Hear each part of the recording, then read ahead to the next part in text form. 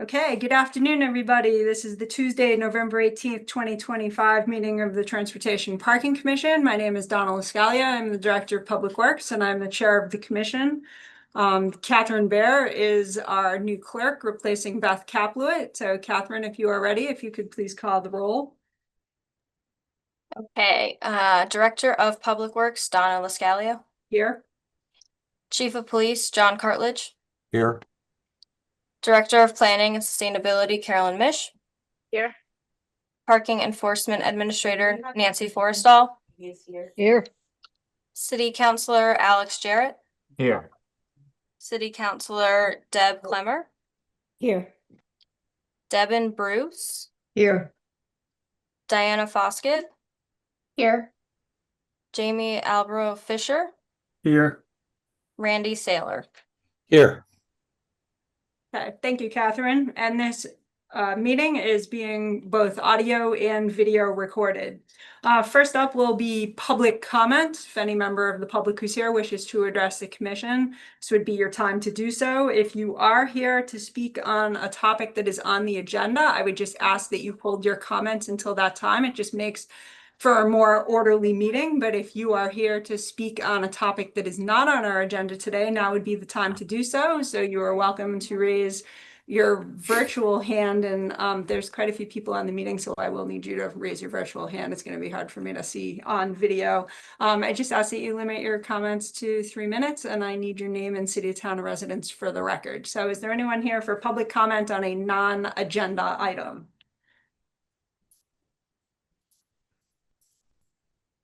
Okay, I don't see anybody. Okay, so we'll move on to approval of the minutes from the previous meeting, which is October 21st, 2025. May I have a motion for approval of those minutes, please? Devin moves to approve the last minutes we get from Beth. Okay, thank you, Debin. Do I have a second? Second. Okay, who is that? Councilor Clemmer? Yeah. Okay, thank you, Counselor. Is there any discussion on the minutes? Okay, hearing none. Catherine, if you could call the roll, please. Donna Lascalia. Yes. John Cartledge. Yes. Carolyn Mish. Nancy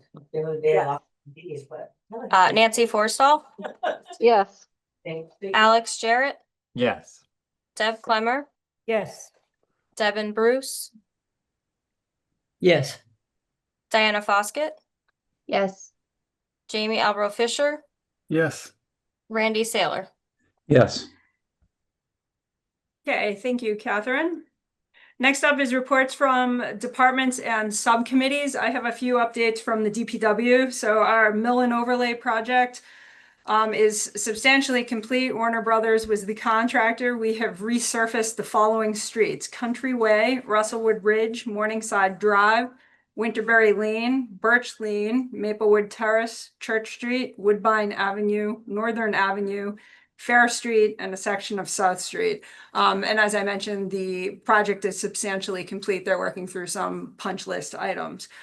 We also have sidewalk reconstruction ongoing. Florence Road is more or less complete, and the contractor has moved on to North Elm Street. We hope that they can push through and complete the work on North Elm Street before we lose the weather. But if we do, that project will resume in the spring, and Bedford Terrace will be completed in the spring. Terrace Lane, we replaced 700 feet of water main, drainage structures, and repaved the road. That project is substantially complete, and Eversource has done a considerable amount of restoration around the city on their trench cuts, primarily in the Market Street area and neighborhoods on Bridge Street, down by the Bridge Street School. So those are DPW updates. Carolyn, I don't know if you have anything. I don't have anything. Thanks. Okay, any other members of the commission have any updates for us? Devin does. Devin, go ahead. Just a heads up, at the last pedestrian bicycle subcommittee meeting, we discussed e-bike concerns or the need for some statute or regulation to talk to that issue. It's ongoing, and it will eventually, once we have something worked out, we'll bring it to this commission. Thank you, Devin. Appreciate that update. Anyone else? Okay, hearing none, we'll move to matters before the commission. So first up is a discussion of traffic and parking on Phillips Place. So we have at various times in this commission had conversation around both parking and traffic on Phillips Place. So there are a variety of concerns here. The first is parking and potential parking zones. The second is that Phillips Place serves as the quote truck escape route for those trucks which will not fit under the railroad bridge. And the third is that there will be a new development going in the area, and there is a potential increase in traffic associated with that. So I just have a few comments on this to start us off, and then we'll go from there. So Phillips Place is approximately 800 feet long, and it is 30 feet wide. It is a two-way street between Holly Street and Pomeroy Terrace. There are a couple of parking prohibited zones, but in general, parking is allowed on both sides of the street. So just a couple of notes about that. A typical parking space is 8 feet wide. So if there were to be vehicles parked on both sides of the street, that would leave 14 feet for two-way traffic. So we talk a lot about sort of dimensions of streets at this commission. So I just thought it was important to start the conversation off by providing that data. And I think that it's also important to note that when we have snow and snowbanks, that dimension obviously shrinks. So the parking department did collect some data on parking in the area. And Nancy, if you wouldn't mind, if you could just sort of maybe just briefly talk us through what you found as part of those counts.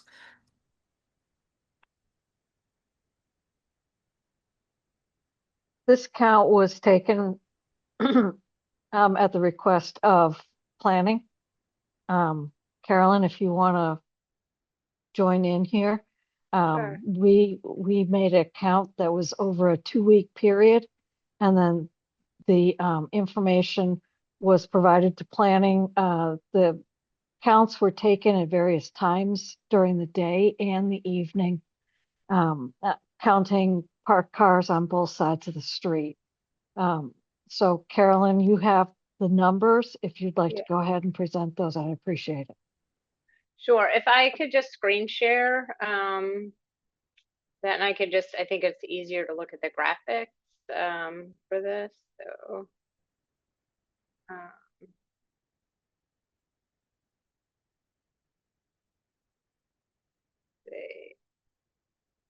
okay, can you see the parking count graph there?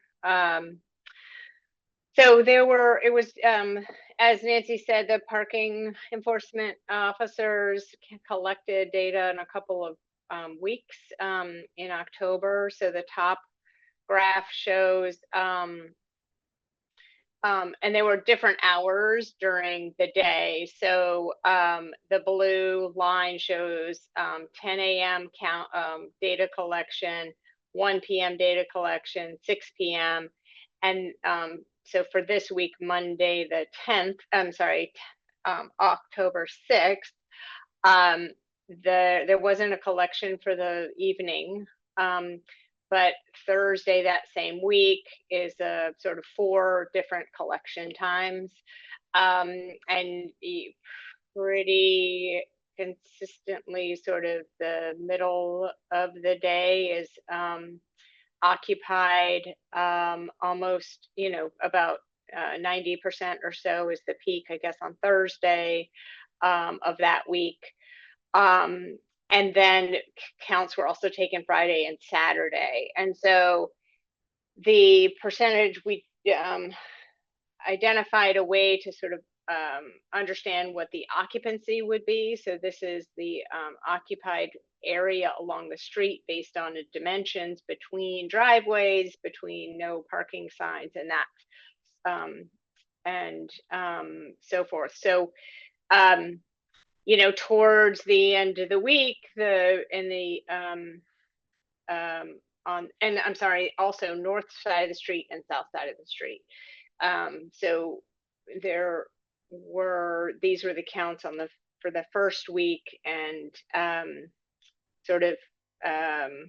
not fully occupied really any particular time during the day or the week. But you can see it's sort of Saturdays, it's not quite as high as, some points during the early part of the week during the daytime.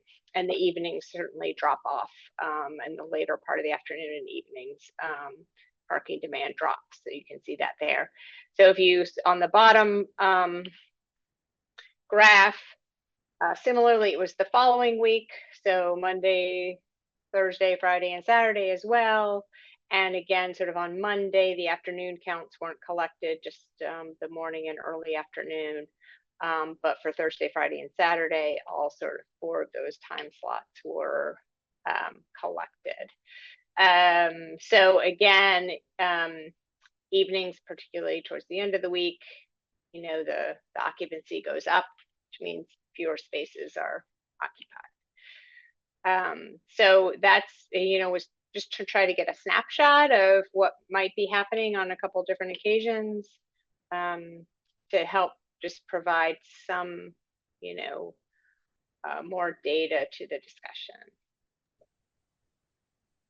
Okay, thank you for that, Carolyn. And just to be clear, this is a discussion to hear from the commission and to hear from members of the public to determine what might be reasonable steps.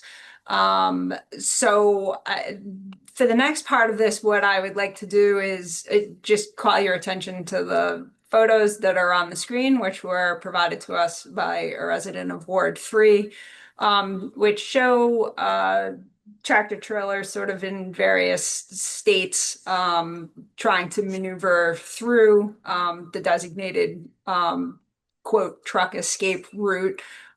Clearly the road is snow covered, and it is narrow, and there are parked cars and utility poles, and there are conflicts. So Maggie, if you could kind of just scroll through, I'm not sure how many photos there are, but I just want to make sure that the folks on the meeting have an opportunity to view all of these pictures, to just kind of get an idea of what conditions look like. So there certainly over the years have been requests to reconsider how trucks may be able to turn around if they find themselves in a position where they either need to turn around or will hit the bridge.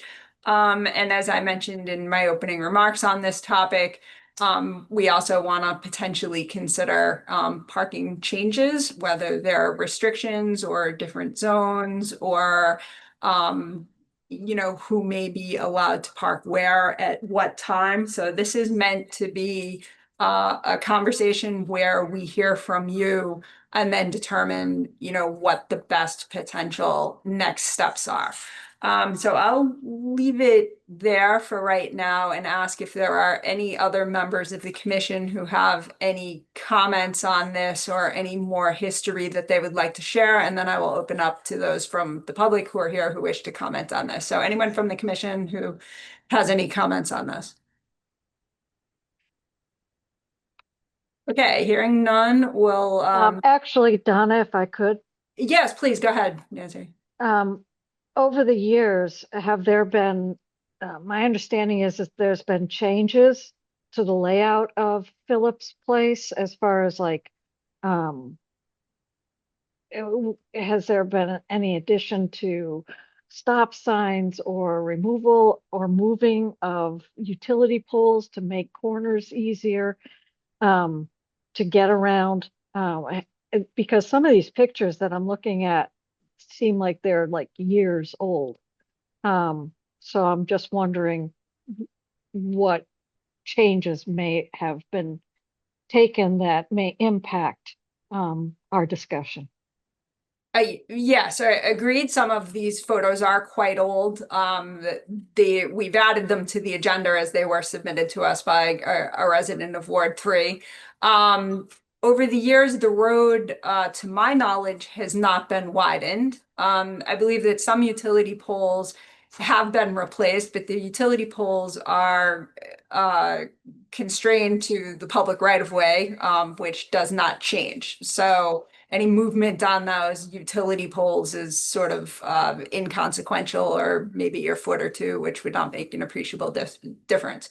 The only other comment I have on this is that I think as we all know, Coca-Cola was not operating, or was operating at a far higher capacity than it currently is. And at its peak, there were a lot of tractor trailers moving out of Coca-Cola, and that was most of the problem here was truck traffic to Coca-Cola, over the road drivers who were confused and lost and needed to turn around. Coca-Cola is running at about 35% of its high level capacity at this point. So the truck traffic is significantly reduced at this point. So that's just something I want to mention for a little bit of historical context. Randy, go ahead. I just had a question on sort of how the avoidance process for the bridge works. Do trucks go down? Are they sent down Pomeroy or Hawley or both? How does that work?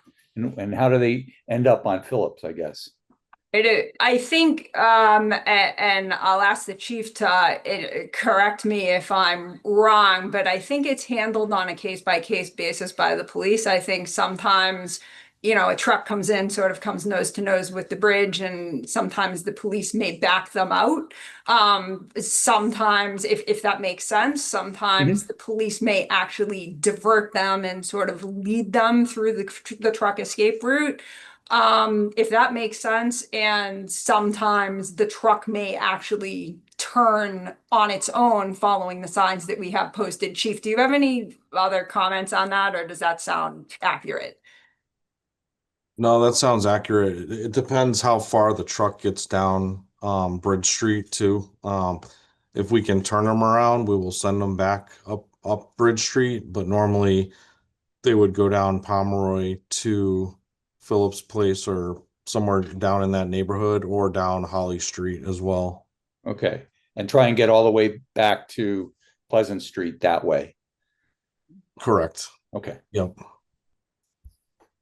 No, they don't go to Pleasant Street, do they? They come back around the neighborhood and out Bridge, no? They could make it down to if they went all the way down William Street.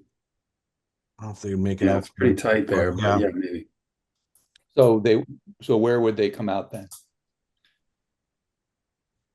I thought the escape route was that they did that loop around this street here and came back out on Bridge. Yeah, typically we would send them back down Bridge Street and get off on Mount Tom Road, down by the bowling alley. Okay. Put them back on the highway. Devin, go ahead. They can't go down William Street. There's another railroad bridge on that one too to get back to Pleasant. So that's out of the question. But we've been talking about this for years. I mean, more than 10 years, I'm sure. I have one comment about the parking data that Carolyn brought up. My read of that data is that people who work downtown are parking in the neighborhood and walking into town, because you're not getting as dense a parking situation on the weekends, which I would expect that to be the denser parking. You're not getting it at night. And I don't know what the details are. Carolyn, you could help me with the off-street parking for the new proposed development. But the only solution I see here is either neighborhood parking, where you have to get a sticker that says you belong on that street, or that we limit parking to one side because the problem for the trucks is on the eastbound side of the street. They need more clearance. That's the angle, that's the curve they're going to take. And that's when they get caught in the snowbank and can't get around the utility pole. So those are my thoughts. Okay, thank you, Devin. So I'm going to open it up to members of the public now. Just in the interest of time, I ask folks to limit their comments to 3 minutes. I just need your name and city of town or residence, please, and take you in the order that your hands are up. So first up is Matthew. Hi, everybody. Can you hear me? Yeah, we can hear you. Go ahead. Matthew Hoey, 16 Butler Place in Northampton. You guys are the Northampton parking experts, but our property is 25 yards from the Holly Phillips site. I'm home every day, and I see the reality firsthand year round. For 5 years, I've been a daily witness to traffic and parking trends around my block. In our neighborhood, we have the Holly Street Arts Center, a church at the top of Butler Place at Pomeroy, as well as a school with properties at the top of Butler on both sides of Pomeroy. Also, the current Holly Phillips development site is used as a lot for downtown workers. It's a very busy neighborhood. When a large event is happening at the Arts Center, cars circle repeatedly looking for parking. I know because I have, while working in my yard, offered on multiple occasions to let people who are going to an event to use our driveway for parking. The building site is also situated on a very narrow street with historic wood-framed homes that have no reflective shielding. In the event of a 5/1 wood-framed construction phase fire, one simply has to look at the Olympia fire in Amherst to appreciate this point. On that note, I kindly ask that all of you read my article published today in the Amherst Indy on 5/1 fire risks and the importance of a full implementation of the revised NFPA 241 guidelines for this large tinderbox project. In a recent Hampshire Gazette article about the Olympia fire, the title said that local government can never prepare for such a fire. I disagree. You can all help to prepare today. With 54 units, a safe estimate is that we're probably looking at somewhere between 100 to 130 people in that complex. With 108 is a very reasonable ballpark. As we all know, this is not Cambridge, and cars are needed if you live here. 22 parking spots provided by the developer are not even close to enough. It's also very important to note that the developer conducted their own traffic study in a frigid December. And what does traffic look like in a college town around the holidays when the weather's freezing? That's right, there's fewer cars. And this is a tactic that is practiced by developers. And in my opinion, it's a sign that they are not acting in good faith. I believe that the developer needs to provide more parking on the project site. And if that is not possible, the developer should scale the project back. I also believe that trucks should be sent off Bridge Street to the right, down those wider side streets and towards the industrial park before they even get to our neighborhood, ideally. And I kindly ask that you take action in support of our concerns. Thank you. Okay, thank you for your comments. Okay, next is Margaret.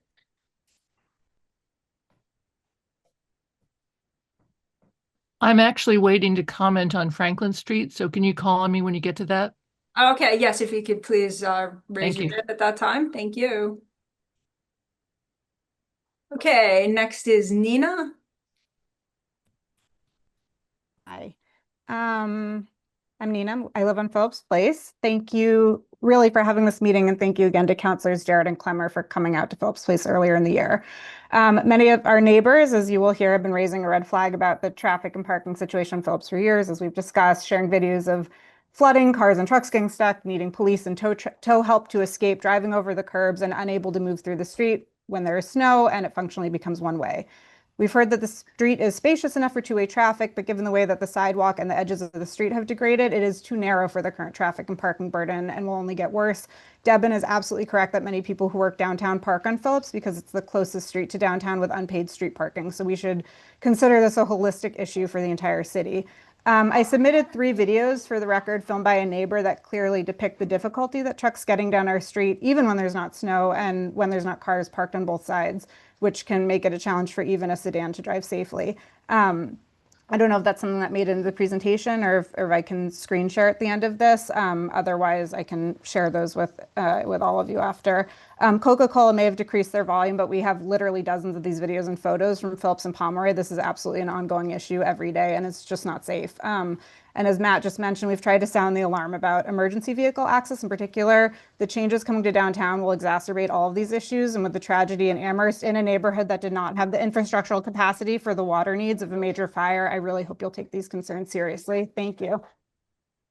Okay, thank you for your comments. And what we will do is forward the videos to the distribution list and also include them in the official minutes of the meeting with a link.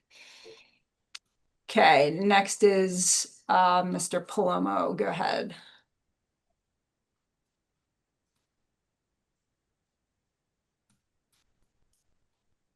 Okay. Yes, Francisco Palomo. I've been residing on Phillips Place since 1982. 4 years at 37 Phillips Place, and then in 1986 bought a house across the street at 42 Phillips Place, where I've lived there ever since. First of all, just a small historical note. I do recall that circa 1984, 83, 84, there used to be a lumber yard where the current art center is. And that lumber yard caught fire. And I remember waking up one morning with Phillips Place filled with fire trucks. And there was no water because basically trying to put out this lumber yard fire and drained the entire water, and there were only a couple of fire hydrants, and it became a major problem. In fact, to put out the fire, I believe that the fire department ended up bringing trucks up on the railroad track to pour into it. This would be analogous to this proposed project catching fire while it was in the construction. It would be a real conflagration. Now, in terms of the truck traffic, like I said, I've been living on the street since 1982. And I can say that on a daily basis, at least one semi comes, turning up Phillips Place because it can't get past that railroad bridge, the truck heating bridge. And I have not noticed a decrease in the number of trucks that have to go up Phillips Place ever since Coca-Cola decreased their production. I still see on a daily basis 1 to 2 semi trucks coming up. And the issue is correct. I think somebody pointed out Phillips Place basically dates back to 1820. All right. And aside from the construction of Pomeroy Terrace, so it is no longer a dead end, there really hasn't been any improvements to the width of the street since 1820. And even during the summer, on your typical weekday, because of all the people parking from downtown on the street, it is a de facto one-way street.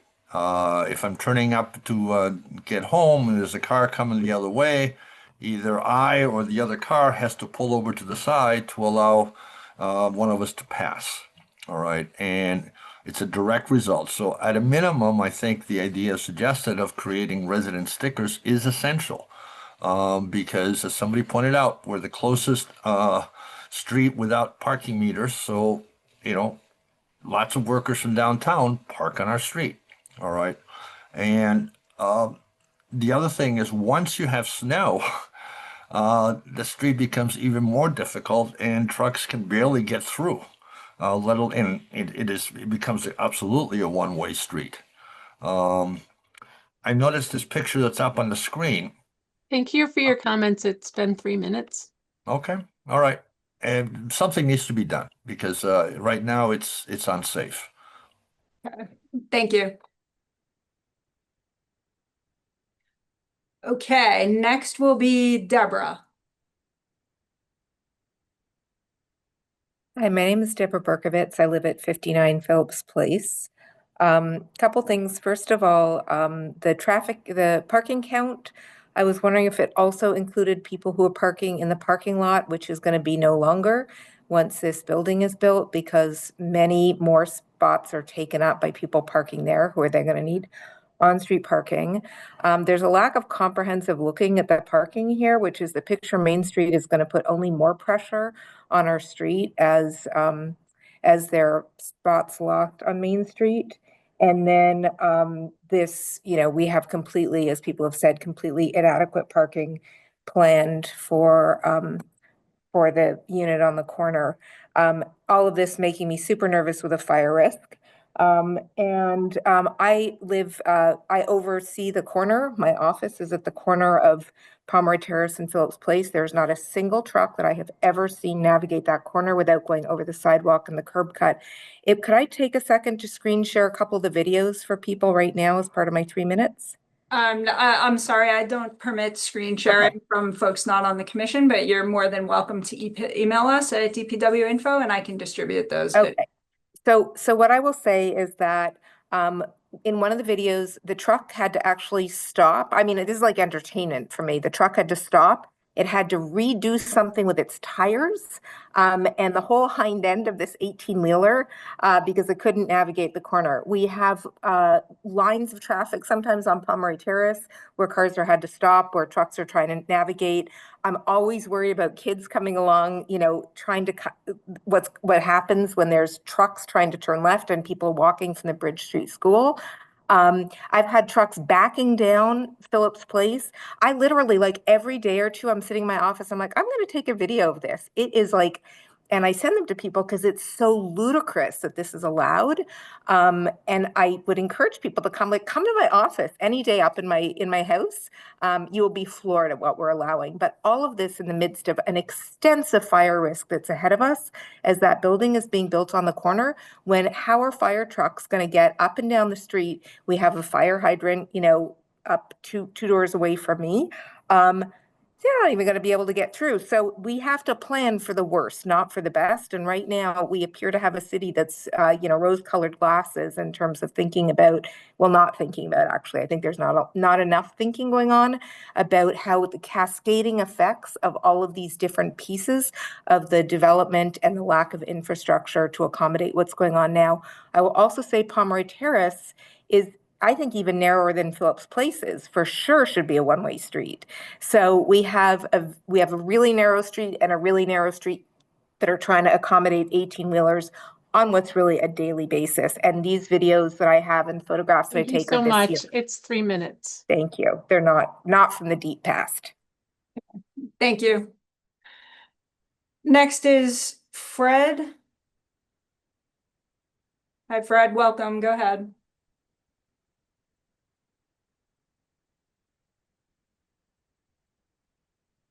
Okay, I'm unmuted now. Yep, go ahead, Fred. We can hear you. Could we go back to the first picture? Okay, now the car, could you tell me whether there are any illegal parked cars there? Is the green car an illegally parked car?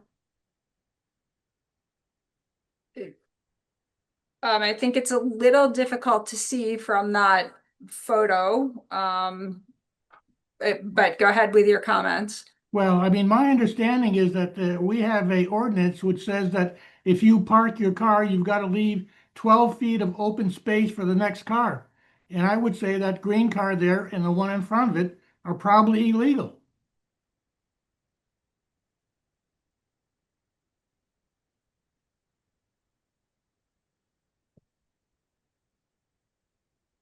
Any comment?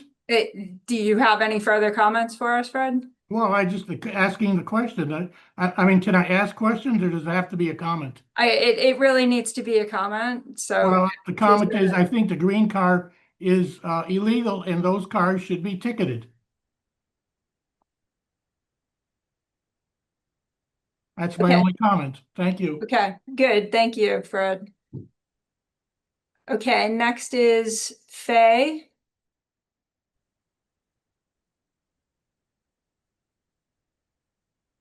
Hello, I'm Faye Wolf. I live on Phillips Place. You can see my house in the top picture there. I have several points to make. One is there, as I think Donna, you clarified, there haven't been any real changes to the street in the 30 odd years that I've lived here. I haven't seen much diminishment of truck traffic since Coca-Cola's business has decreased. I see trucks that I think are headed for downtown to stock various businesses there, excuse me, who get to the bridge and then turn onto Holly because they can't get under the railroad bridge and then come onto Phillips. That seems to be the general pattern, although sometimes they realize in time and they turn down Pomeroy and go down Phillips and end up back on Bridge Street. I think someone made the point that the verge on our street has been eroded considerably. So probably what you're seeing in the top photo are cars that are not parked on the asphalt, but are parked on what used to be the verge. So that means that they've expanded the road beyond what its actual dimensions are. Our street has a lot of pedestrian traffic, children going to school, people who park their cars and walk to work, people who are walking their dogs. So there is a risk to the large number of pedestrians who walk on a road. It's a neighborhood that gets a lot of foot traffic. There's also a lot of cars now who are coming down Holly or coming down Pomeroy, particularly Holly, and they turn onto Phillips so that they can avoid the light at the corner of Bridge Street and Holly. I think once Main Street redesign gets underway, should it get underway, there'll be a lot more of that. A lot of the people who do that zoom down our street because they just see it as a detour and not as a residential neighborhood. The only time I've seen any activity around solving any of these problems is when St. John Cantius was still an active congregation, and they complained about not being able to park, and meters were put on the street. So I'm just saying right now that I do not want to see that as an option. I do not want to see my friends, my neighbors, my work people, tradespeople have to pay to come to my house. I just don't think that's a fair solution. I would see residential parking as a possible solution, and be happy to hear more about that. I should also mention that the houses on this street are very close to the sidewalk. So any idea of widening sidewalks or widening the street is really not a solution. And I think Thanks that's very much about for your it. comment. It's 3 minutes. Thank you. Okay, thank you. Next up is Daniel. Go ahead. Hi, my name's Dan. I live at Phillips Place as well. I think the issue, at least for me, that you've heard and seen multiple times, is that there just is not the capacity for two-way traffic on this street and also parking on both sides. There simply isn't. On Pomeroy, which this street connects to, it has the same problem. Pomeroy has a double yellow line, so it's easier to see it. You constantly have to cross the double yellow line, which of course is illegal. So we're forced to cross the double yellow line because the streets don't have the capacity to handle what they're being asked to handle right now. I think the problem is that concerned residents brought this to the attention of our representatives and to the government. We requested this meeting, this oversight meeting, frankly, at the suggestion of some of the council members and planning members that are here today, because obviously DPW deals with this sort of thing. We requested in the spring. We're having the hearing now. It's a little late, but I don't think that that's an inappropriate amount of turnaround for a city of our size and with the capacity that we have and the people that are working on these problems. The problem is that timing and that pace is not being matched or met or patiented with by the council and by our planning department. So you have the council and the planning department are barreling forward at a much, much faster rate, increasing high density zoning, pushing all kinds of high density incentives. As people have mentioned, in the Picture Main Street plan alone, it says there will be lots and lots of parking on side streets. Our street has now been designated a side street. So and frankly, the council now is pushing forward with a lot of deregulating even parking requirements in residential, which will have more and more residential spaces reliant on street parking. We can say that we're going to limit this parking to residents, but frankly, I think once it is, it's still going to be really overwhelmed.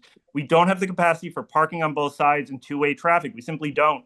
The way that a street is supposed to work is not that if you drive straight onto it, you crash into a parked car unless you stop and let the other car go through. That should be a specific extenuating circumstance, not an everyday situation. And so, I would ask that we take a look at this holistic system.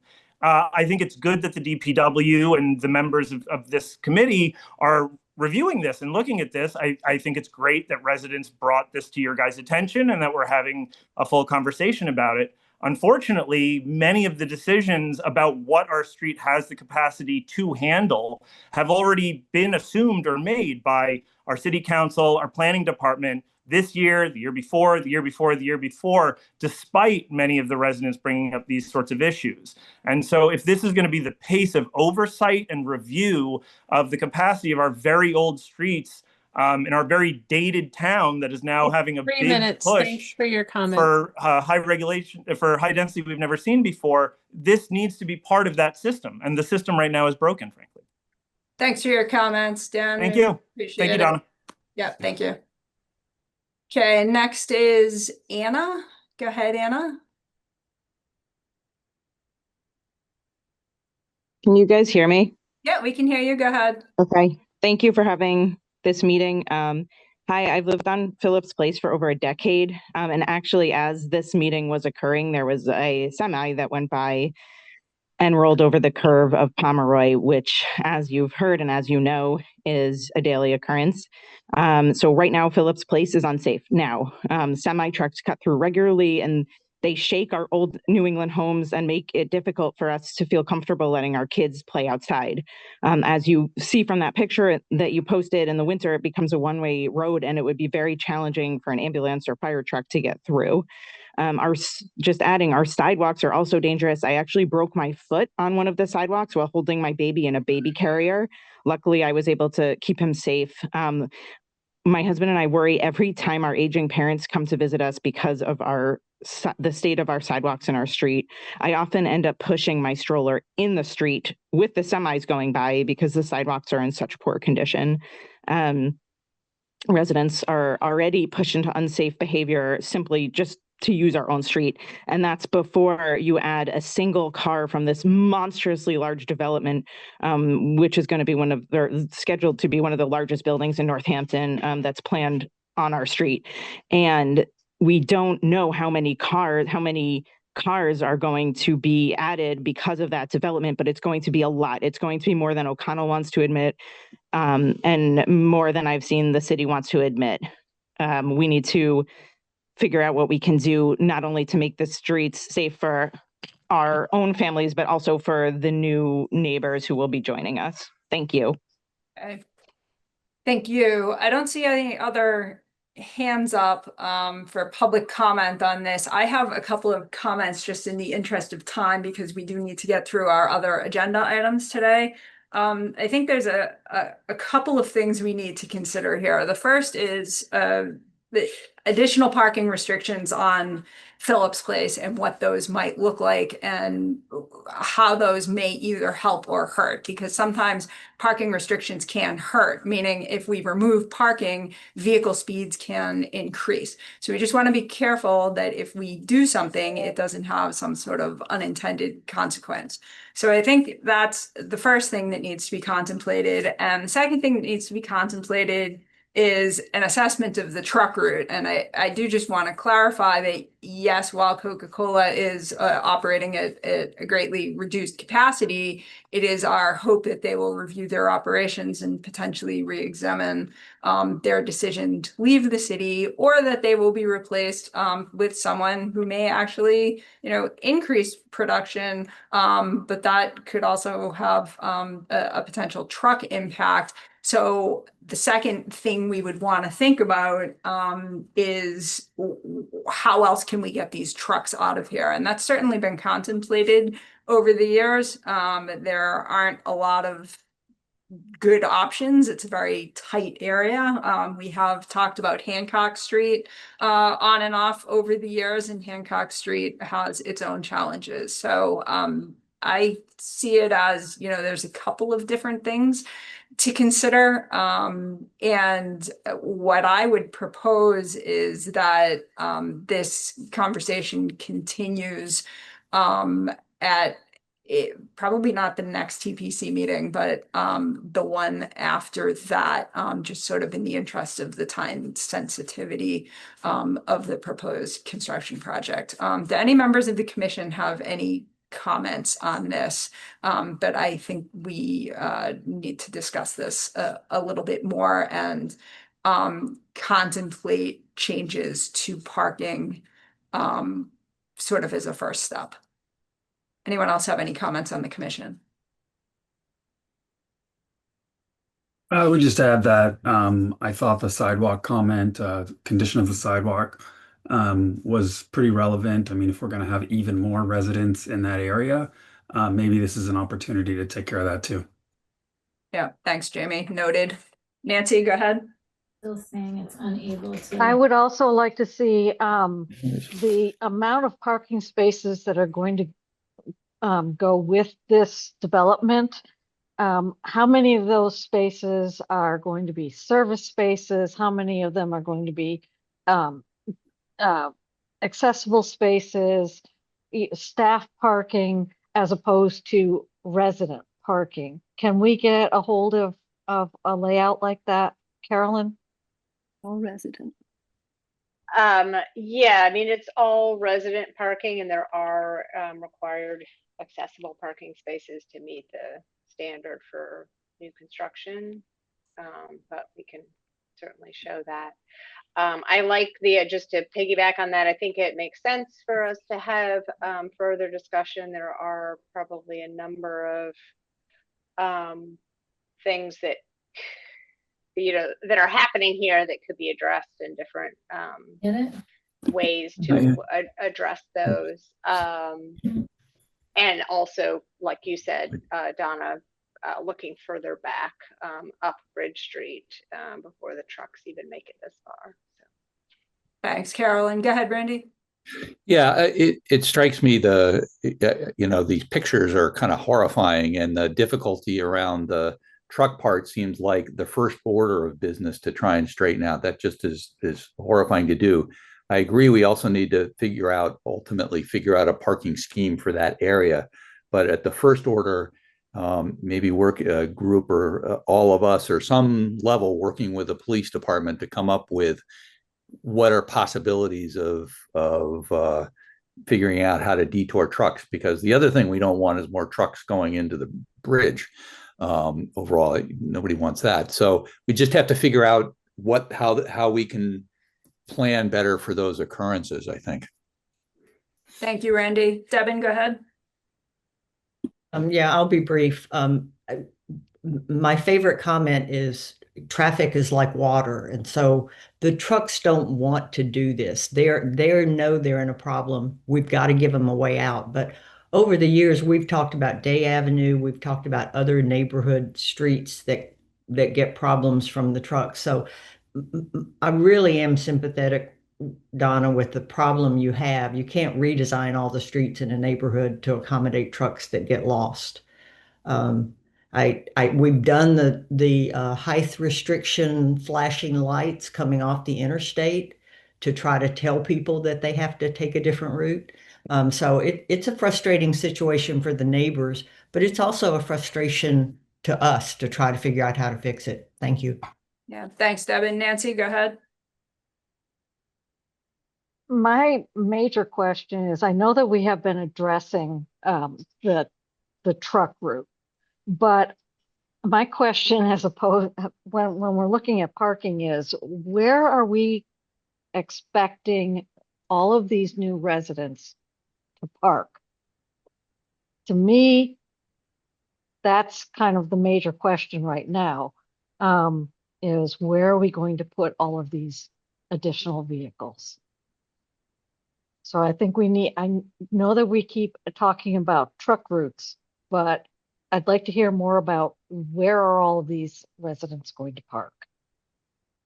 Yeah, thank you, Nancy. And as I mentioned, in the interest of time and respect for folks' time and the remaining items on the agenda, I think that this conversation needs to continue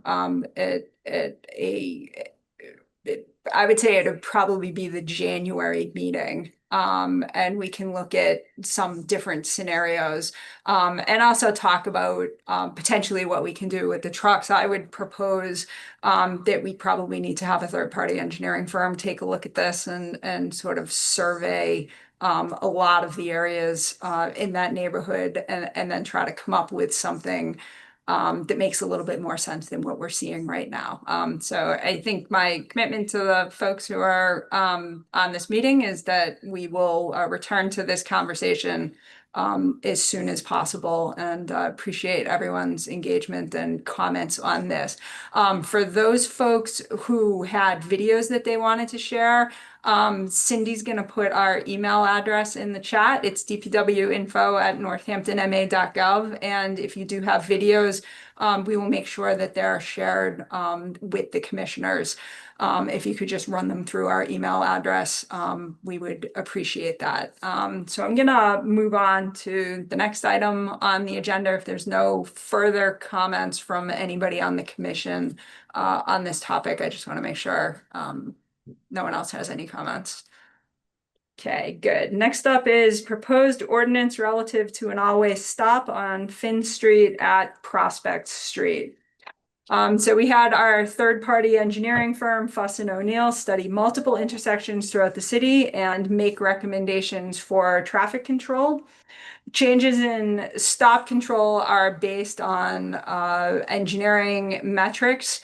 They study turning movements, traffic counts, sort of, peak times, off-peak times, accident data, and then they make recommendations for improvements. So we had several intersections studied throughout the city. We talked about several of them at the last TPC meeting, and now we're talking about this one at this meeting. So Finn Street at Prospect Street, interestingly, is where wards 1, 2, and 4 all come together. It is a T-style intersection with Prospect Street providing the northbound and southbound approaches and Finn Street providing the westbound approach. I would ask Maggie if you would just share the plan. Yep, that's what I'm looking for. So there is already an existing stop sign on Prospect Street, but there is free-flowing traffic on Finn Street, which can certainly be confusing to drivers. I will note that there was one crash reported between January 1st, 2021 and December 31st, 2023. A lot of folks ask us sort of how we choose these intersections, and I'll say a lot of these areas are discussed at TPC. People come during public comment and make comments about areas of concern. We review crash data, and folks contact us directly and ask us to look at problem spots. So this is definitely one of those problem spots. The results of the engineering study, which is posted on our website on DPW's website for anyone who might be interested in reading about more of the granular details on this. So the results of that study were that it was recommended that the intersection control of Finn and Prospect is changed to an all-way stop sign. And the reason is there's just very poor sight distances. It's very difficult for cars to sort of see what other cars are doing. So based on that, the recommendation of our third-party engineering firm is an all-way stop as depicted in the plan. So I just want to recognize that Councillor Moulton is here. So I just want to recognize him. And if he has any comment, he's welcome to provide that. Councillor, go ahead. I see you turning on your camera. Go ahead. Yes, thank you. Well, I've lived on Perkins Avenue, 2 blocks from this intersection for over 40 years, so I use this intersection regularly, both as a motorist and a pedestrian. Signs are definitely a problem. And because of that curve, and also the addition of the stop sign at on Finn would help address what I've heard frequently from constituents, concerns about speeding on Prospect between Finn and the intersection at Woodlawn and Jackson. So I support this. Thank you for your comments, Counselor. So Maggie, if you could just move back up to the ordinance on the screen share, I won't read this. But based on my comments, I'm looking for a motion for a positive recommendation on this, and then we can have further discussion and public comment just to put it on the floor. Debin Move for a moves positive to recommendation. second. Okay, so I've got a recommendation from Counselor Jarrett and Debin with the second. So thank you, just to get it on the floor for further discussion here. Any members of the commission have any comments on this before I open it up for folks from the public? Debin has one short one.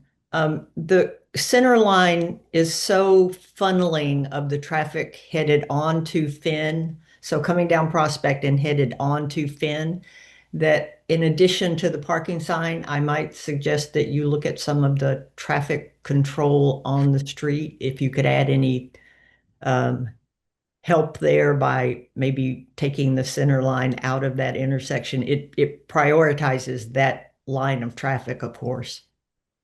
Thanks, Devin. Appreciate that comment. Okay, I'll open up for public comment. So same thing, if you could just please limit your comments in the interest of time to 3 minutes, and I just need your name and city of town of residence for the record. So first up is Jane. Go ahead.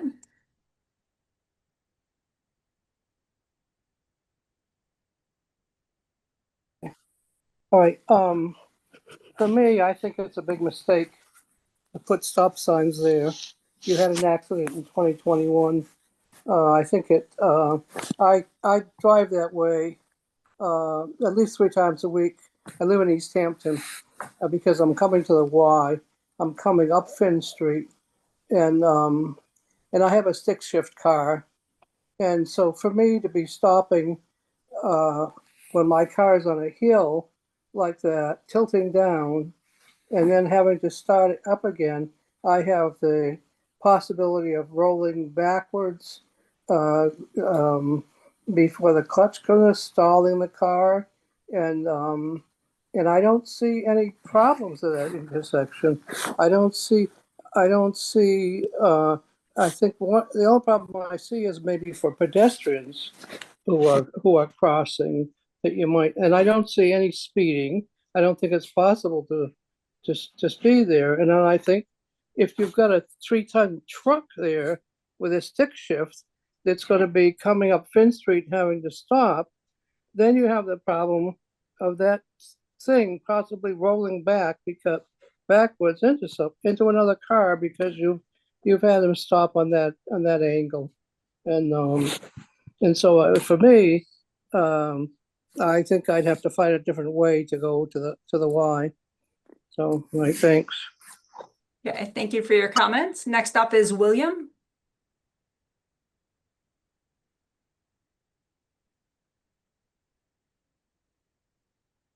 Hi, I'm not actually William. I'm Sarah Metcalf. We share a household at 93 Bancroft Street, and I also want to talk about Bancroft Street. But right now, my 2 cents on this intersection, which I drive through several times a day, probably between King Street and my house, is that, boy, I'd be really sorry to see a stop sign put there on top of the traffic light that we now have at the corner of Finn and State Street. That traffic light already causes quite a pileup of cars from King Street that are trying to turn up Finn and get up to Prospect and other, parts of that neighborhood.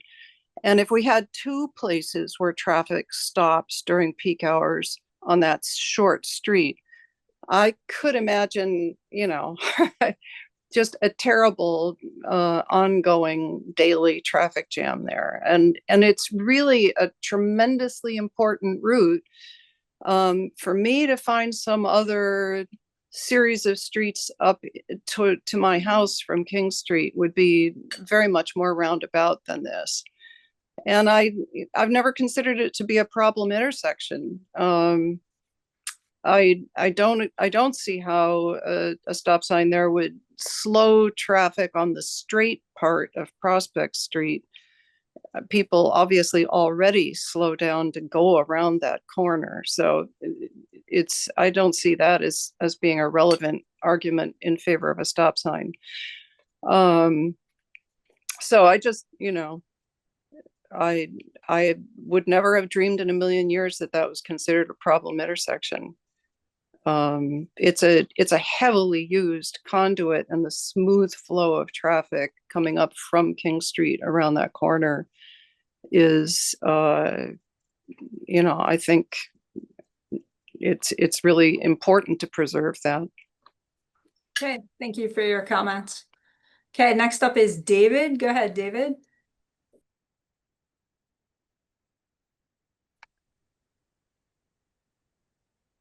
Yes, can you hear me?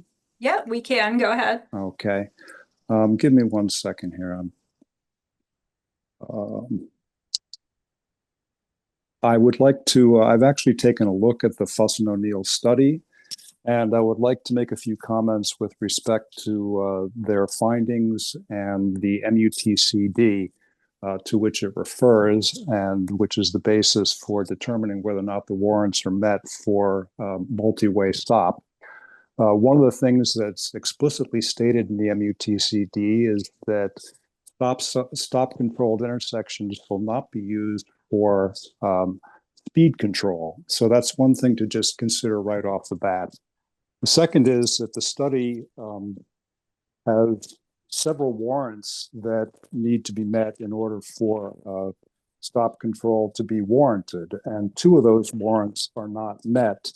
The only warrant that is met is the intersection sight distance. And it seems as though there might be an error in Fuss and O'Neill's study. They talk about the northbound approach looking northwest, which I think is from the stop-controlled leg of Prospect Street, which is only 114 feet. I think they mean northeast looking down Finn. And one thing that I'm concerned about is that they didn't perhaps they only looked at that sight distance from the existing location of the stop bar, which is set back from the intersection a good 20 feet. And I'm wondering if they should not revisit that and take a look to see whether or not if the stop bar were moved further towards the intersection, that the intersection sight distance would be greatly improved. Now, the other thing that I consider is that, yes, it's quite likely that there are pedestrian concerns if they're crossing. And so what I think they might want to consider is that they move the stop bar forward and consider putting an RRFB in there so that the crossing for pedestrians is a safer one. I think putting in an all-way stop at that intersection is inappropriate. And in fact, if I go back to the MUTCD once again, the option for installing a multi-way stop sign is that it may be based on engineering judgment, but the standard is that the satisfaction of an all-way stop control warrant or warrants will not in itself require the installation of an all-way stop control at an unsignalized intersection. Thank you. Thanks for your comments, David. Next up is Meg.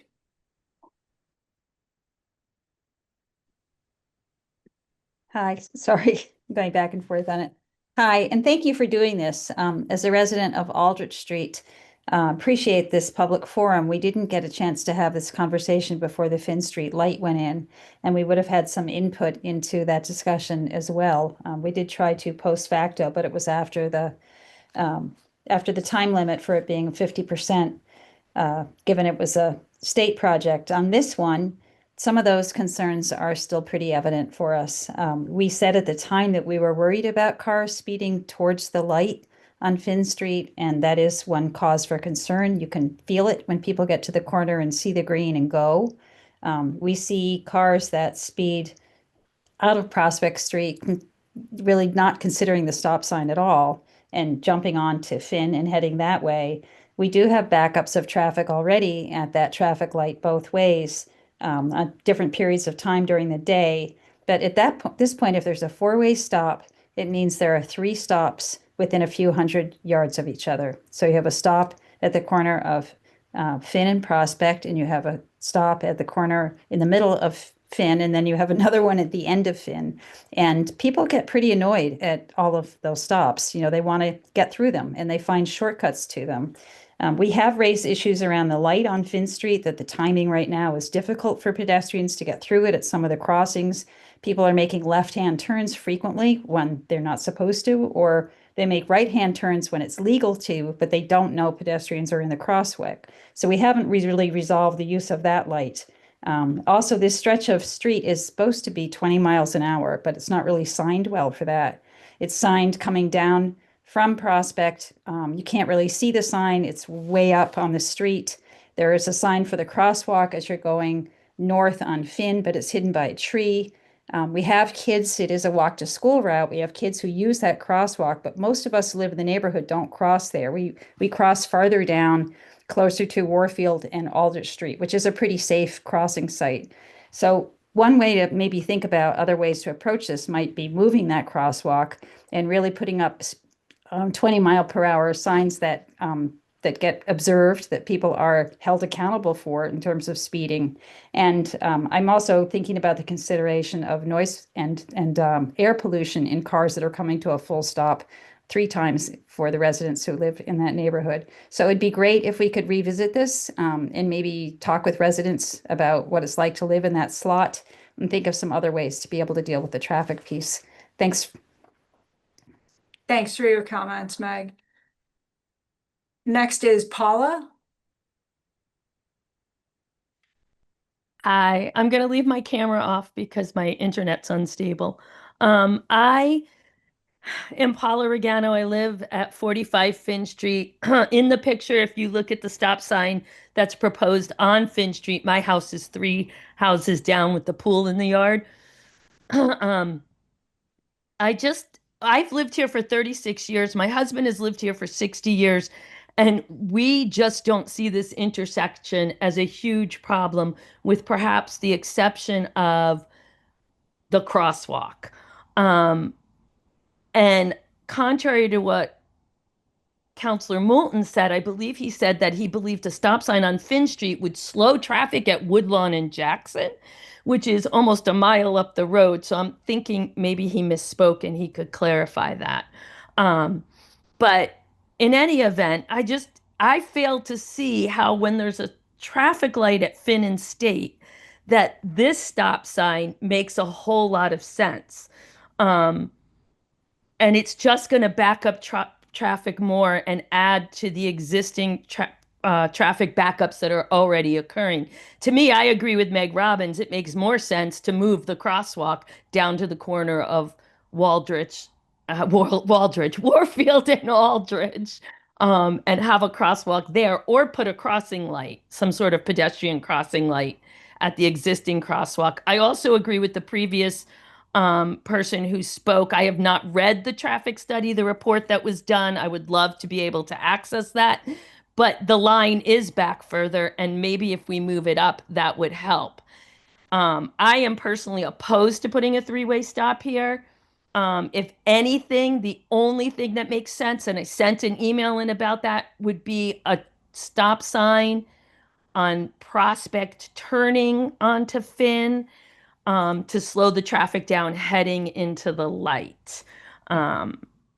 So that's my 2 cents. Thank you. Okay, thank you for your comments. Next is Danny. Go ahead, Danny.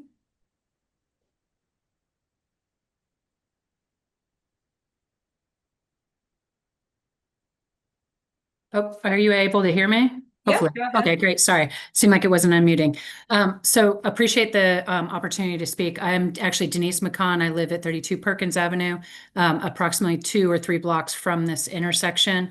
I recognize the annoyance people might have when they're driving their car and they have to slow down, or they have to stop, or they have to engage a manual transmission. Fully understand that. It's really, really annoying when my children get hit by a car. So this is an intersection that I walk through, bike through, also drive through occasionally, but mostly bike and walk regularly with children. I've raised my children through this intersection.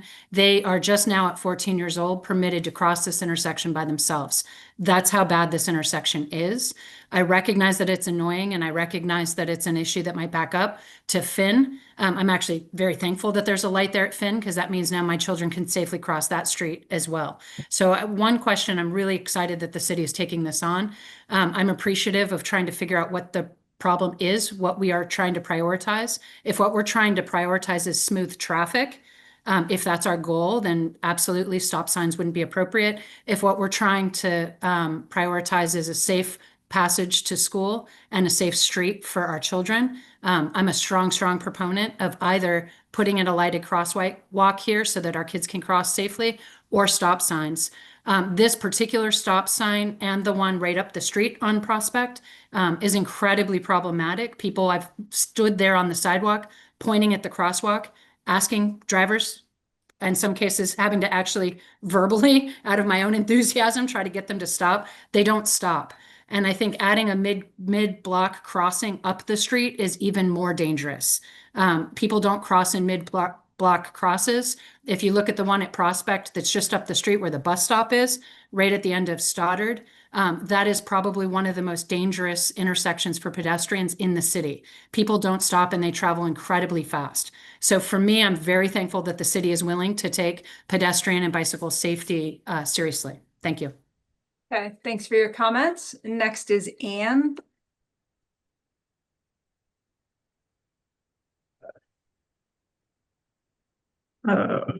Hi, my name is Ann Gillard. I have lived on State Street in Northampton for over 15 years. I use this intersection several times a week, mostly as a driver through that intersection, but I also run and walk through it.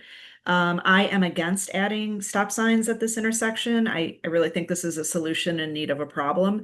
I think there's a few other things to improve the safety for pedestrians and people trying to cross there. I do see that that's always an important fact that people need. So, I think other things to consider could be repainting the crosswalk, as you can see from the picture that it seems like it's faded.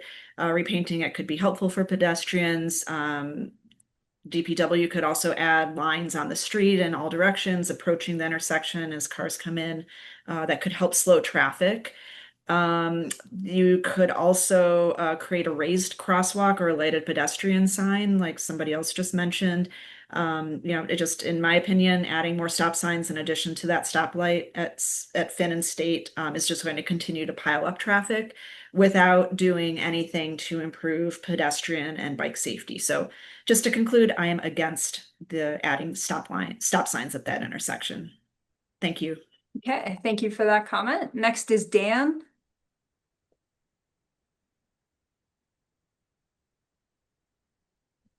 Yeah, can you hear me? Yeah, we can. Go ahead. Yeah, I just want to reiterate, I think a lot of the comments, obviously not all. I live in Northampton. I've been here for 36 years. And I walk and drive this way to downtown all the time. I've never seen a problem here. I've never had a problem crossing the street. You have to maybe wait a little bit and sort of use your eyeballs and your personal judgment. But I feel like putting a freeway stop here is going to add an incredible burden to a large amount of people for a problem that is fairly, I think the last person said, we have a solution looking for a problem here. I would totally agree with that. And to have 3 intermittent stops and starts on this one road. It's like our traffic and planning is now becoming sort of this series of unintended consequences throughout the city. And what will happen here is people will find a new way. They're going to go, they'll either not use Prospect, they'll go Woodlawn, it'll be more dangerous down by the high school. I mean, it's like, I think Devin's comment that traffic is like water is completely true. And as soon as you put a restriction in, it will find the best way around. And we're going to see that happen here.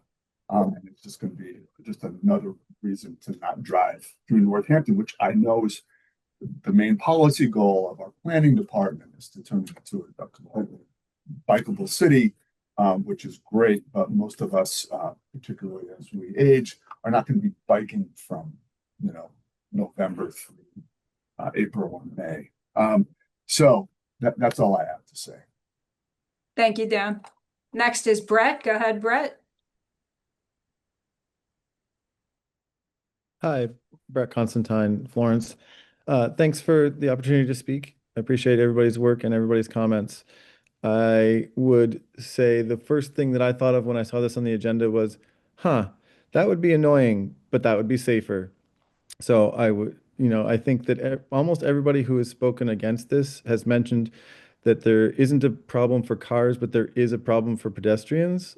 And I would like to see pedestrian safety be prioritized. So I absolutely acknowledge that stopping is annoying. And I'm thinking mostly when I'm bicycling through that intersection, I would prefer not to stop. But too bad. I think that would be much safer. When I've driven and when I've biked to that intersection, I have worried about hitting pedestrians. And I think it would be safer if I were coming to a stop sign. I think that rapid flashing beacons, push button signals for pedestrians, are expensive and are not the best solution for this particular situation. Thanks for listening. Thank you, Brett. Next is Isabel. Go ahead, Isabel. Hi, Isabel Miller. I live on Franklin.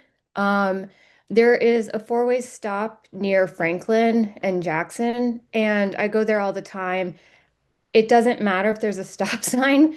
Drivers around here don't understand how four-way or three-way stop signs work. They'll just go anyway, and they see pedestrians and they go also anyway, even if they're waiting to cross the street.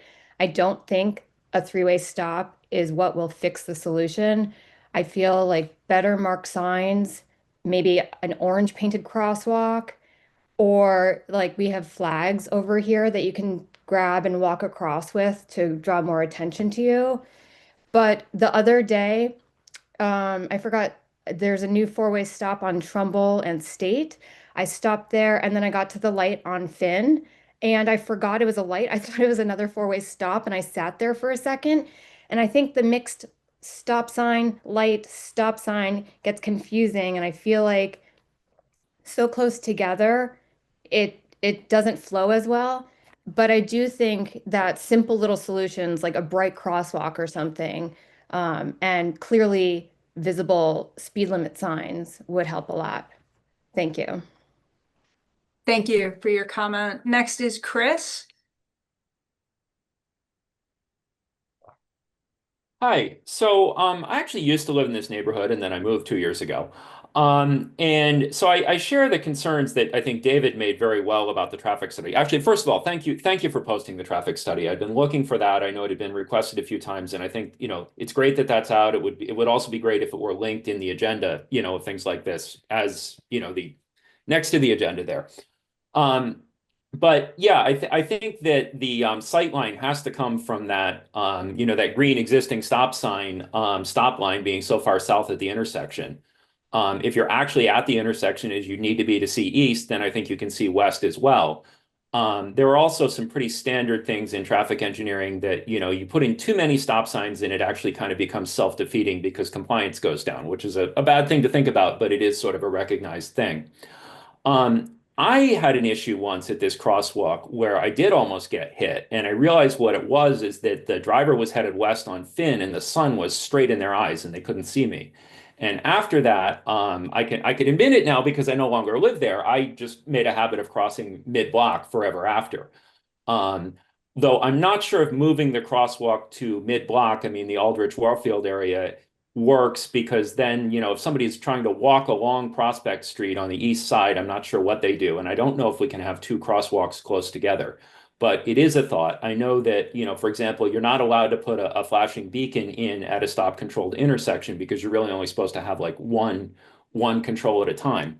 I also think that the traffic light at State and Finn drastically decreased the walkability of that neighborhood because before, as a pedestrian, you basically had priority. I mean, you didn't step into the road until you made sure that drivers had seen you, which is, you know, actually important. Drivers are required to yield, but first you have to give them a chance to. That light, you know, to get through, particularly diagonally, you would need to use 2 cycles of the pedestrian thing, and it was absurd. So I just started crossing mid-block, even though technically that's illegal. But, you know, the stop sign itself, I have mixed feelings about this proposal, but I think that there needs to be more kind of understanding of what's going on here, more look at, you know, pedestrian patterns, and also, I mean, that solar glare issue for the current the current crosswalk location. Thank you. Thanks for your comments. Is there anyone else for a public comment on this before I close it? Okay, Robert, go ahead.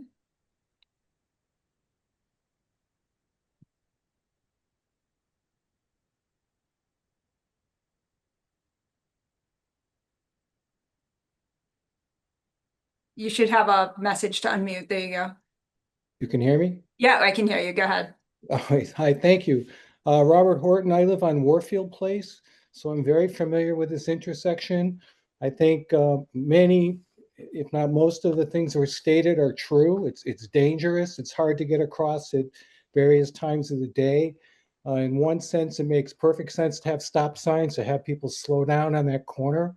But I also understand how that would just back the traffic up in ways that won't be so good.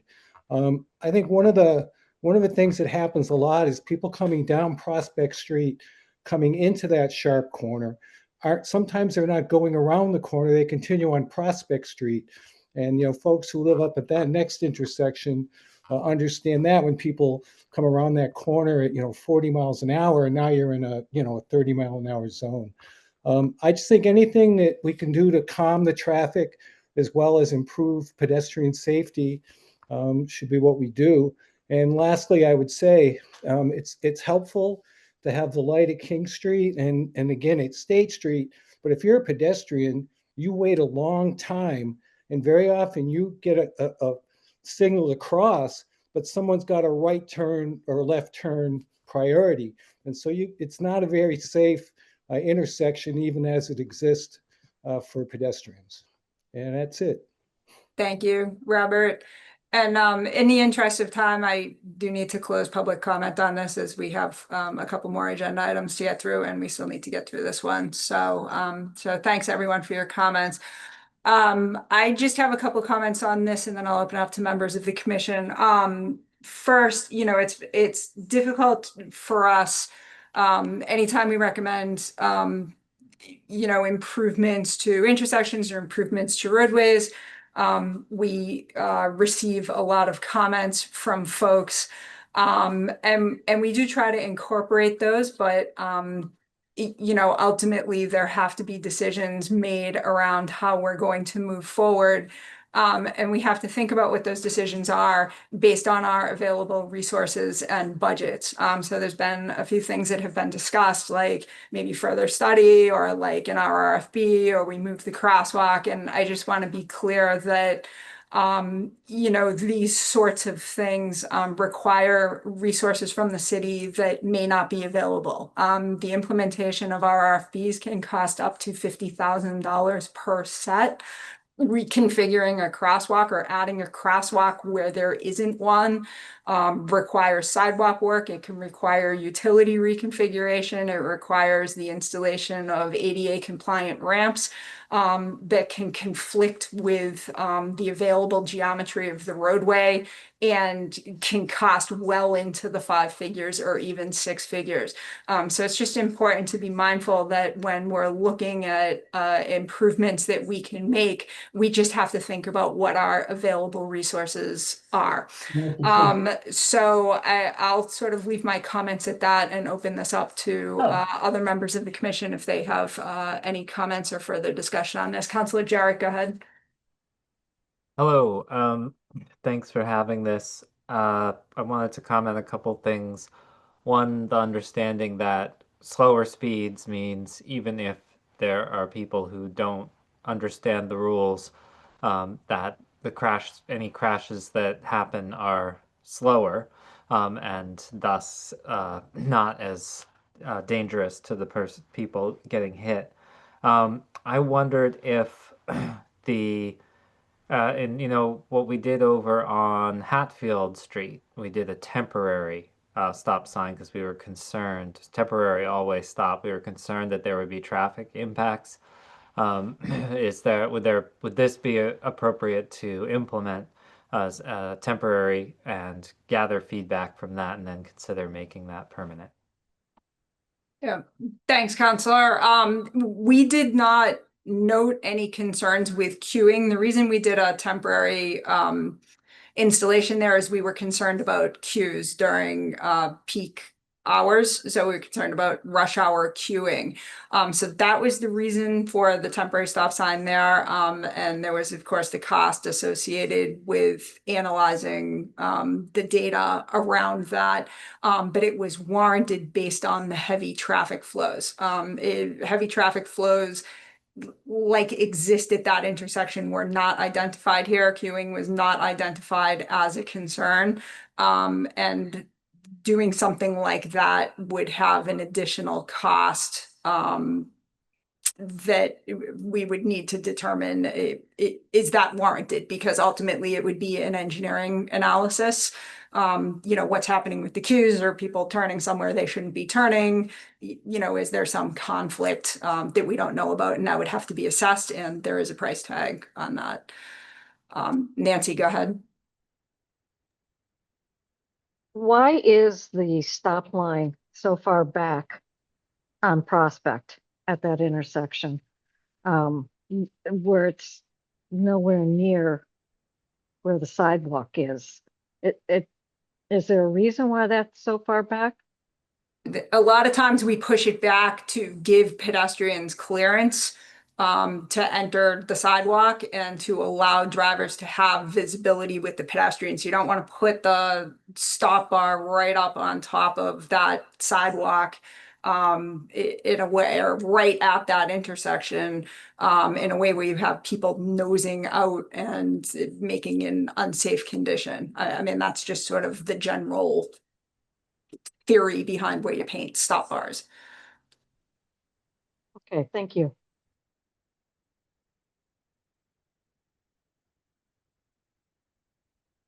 Any other comments from any members of the commission on this?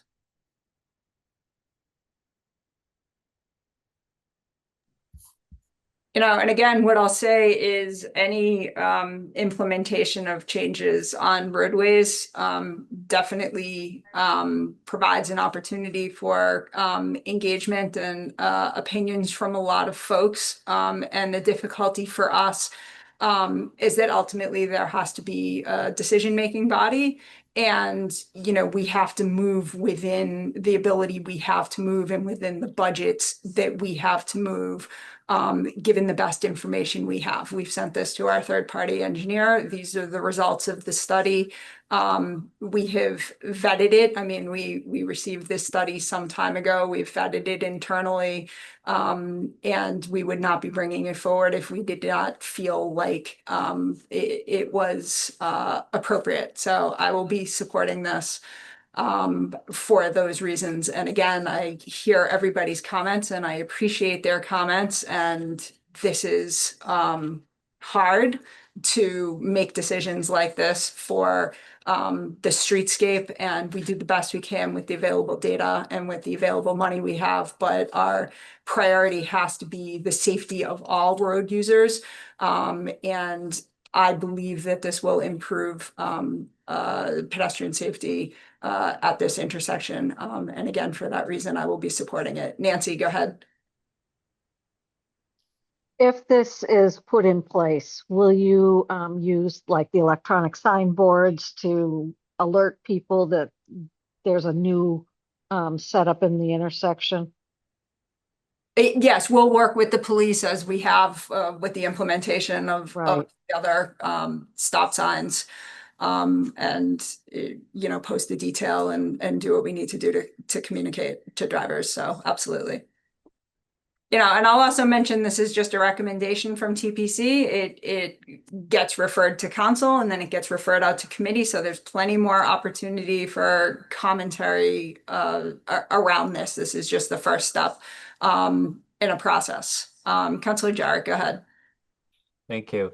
I appreciate your comments, Director. I would like to see the study.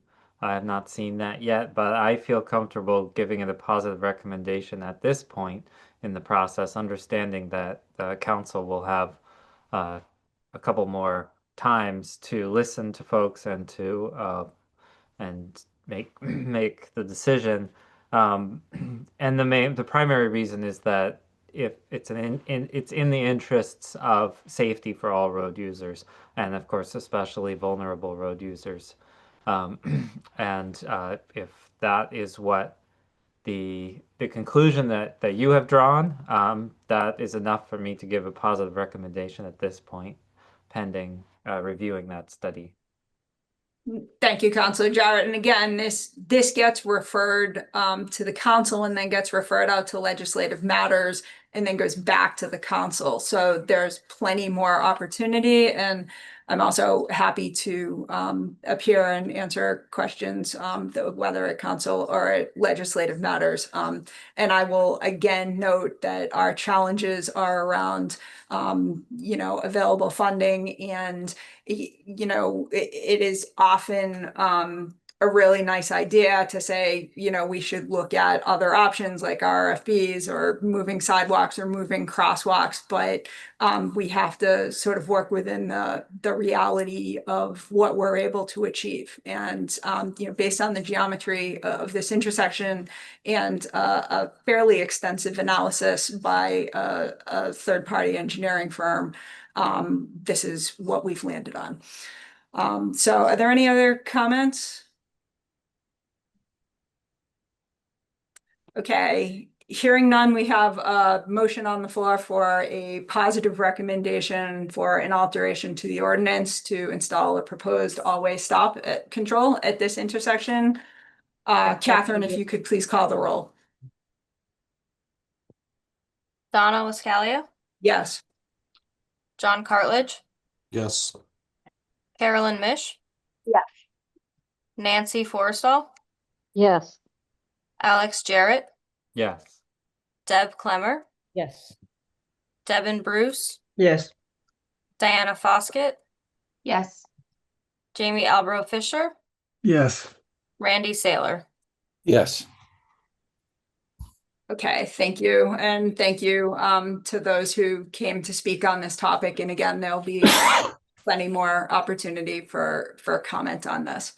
Okay, moving on to the next agenda item is a discussion of parking on Franklin Street. So this came to us recently, and the resident concern is that much of Franklin Street allows parking on only one side of the street, but the part of Franklin between Arlington and Prospect allows parking on both sides of the street.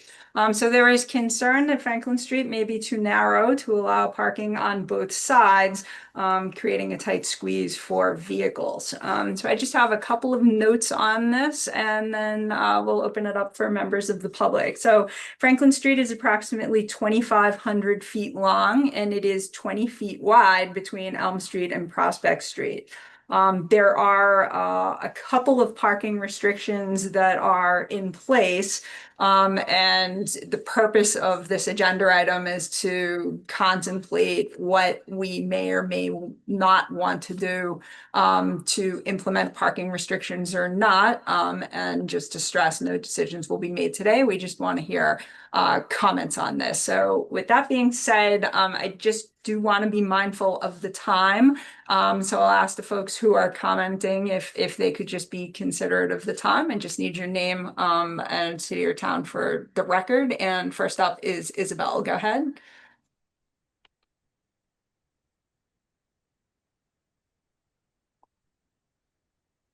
If you could just I'm sorry. Isabel Miller, Franklin Street.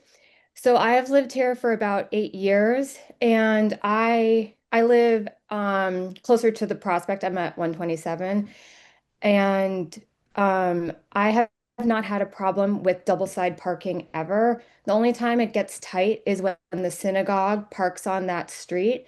So only like, I don't know, 5 times a year, maybe 7 times a year, is it really tight. But the tightest part is after Fifth Ave, headed up towards Prospect. That part of the road, I believe, is more narrow. And you can see on the map, there is no rules about how close to Prospect you can park on like the opposite side towards Elm. And often, I've taken pictures actually many times, cars park right at the crosswalk. So any car turning almost hits the car coming out. So I feel like parking should be allowed on both sides of Franklin. However, I think there should be a rule like no parking within, I don't know, 5 or 10 feet of the crosswalk to allow cars to see other cars pulling out of the street. And just a quick thing, I've talked to a lot of neighbors about this, and we don't want single-sided parking on Franklin because a lot of cars use this as a cut through, and they're already driving really fast, faster than they should be. And if it's one-sided, cars will drive even faster. And you've heard cars just race down the road, and it's really scary for our kids or us when we cross the street.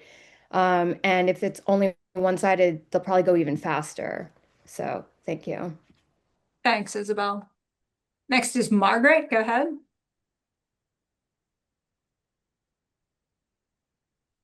Thank you. Thanks for making room for me to speak.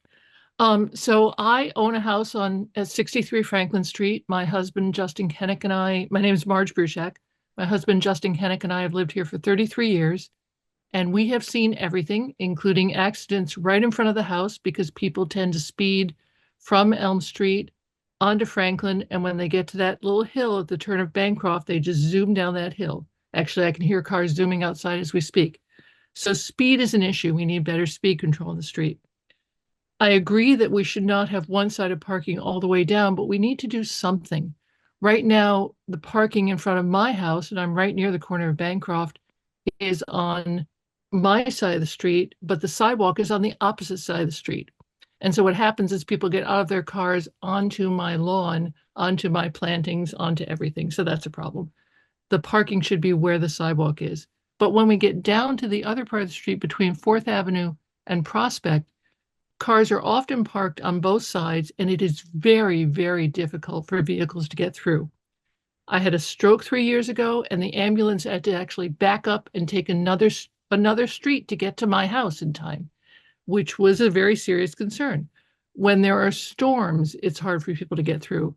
When there's snow, we often don't get plowed well, and many people leave their cars on the street and don't move them. And we've had cases where cars have been parked on the street for 5 days after a snowstorm, and the snow just piles up around them because some people just leave their vehicles there.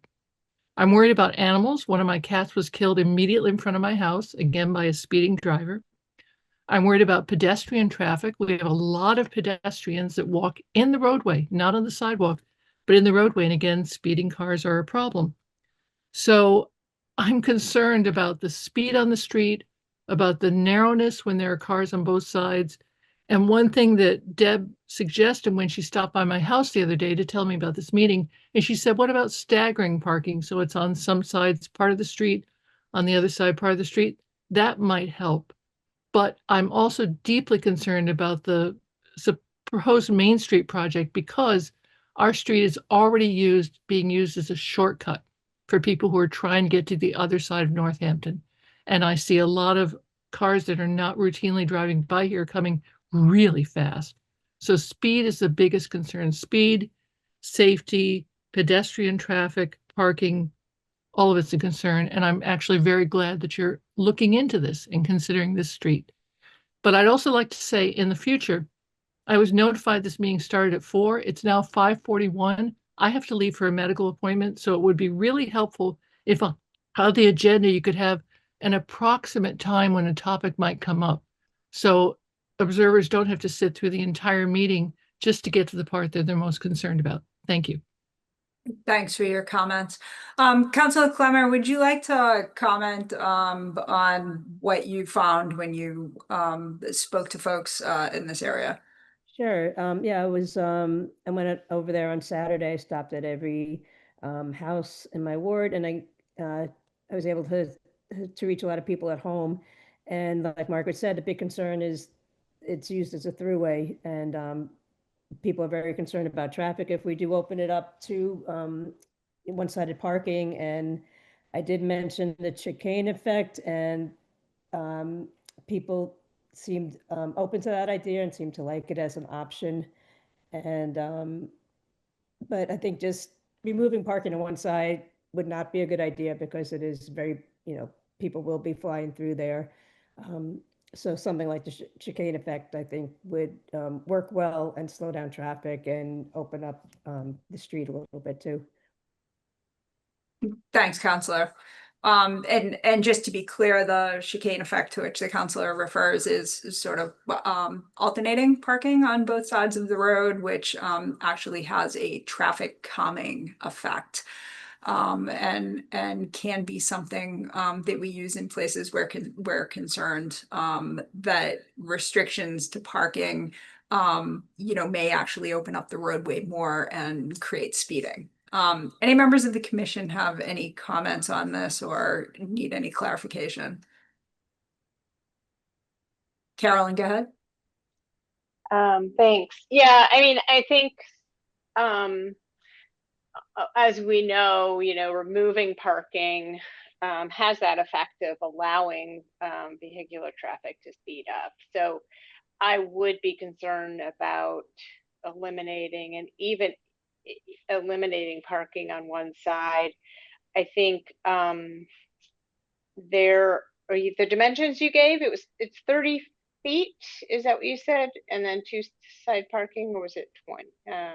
Is that what the dimension is? 30 feet? Yeah, and there are already some parking restrictions, as you can see on the screen there. Right. So, I think this is sort of a typical conversation that we have about a lot of side streets in Ward 2.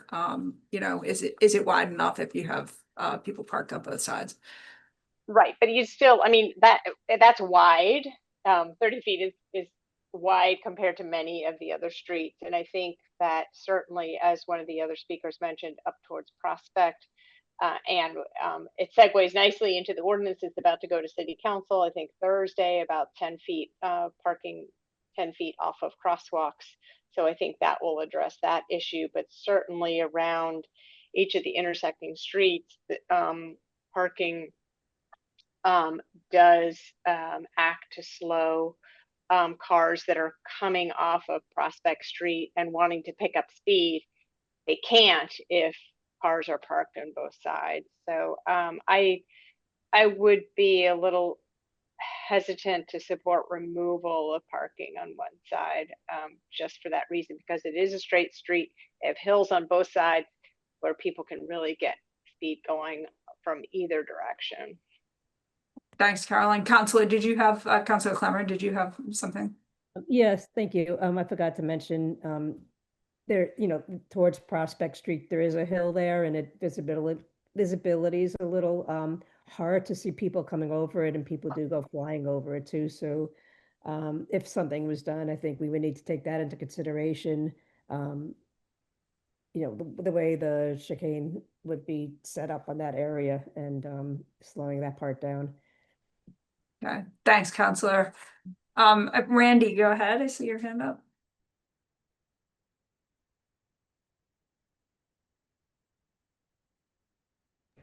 I think at most the chicane, I would be hesitant at removing parking because that would certainly, in my mind, speed up the traffic, and that's one of the concerns that we always have when we're looking at this thing is keeping it safe for everybody.